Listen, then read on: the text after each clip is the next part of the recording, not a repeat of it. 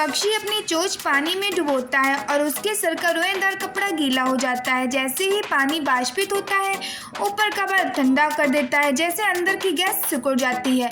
इससे सर में दबाव कम हो जाता है, जबकि नीचे का बल्ब हवा से गर्म होकर उच्च दबाव बनाए रखता है और ये एक ट्यूब के माध्यम से एक तरल को सर की ओर धकेलता है।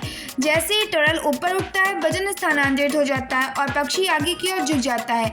सर फिर से डुबोता है और कपड़ा फिर से गीला हो जाता है। ये चक्र तब तक जारी रहता है जब तक पानी खत्म नहीं हो जाता है।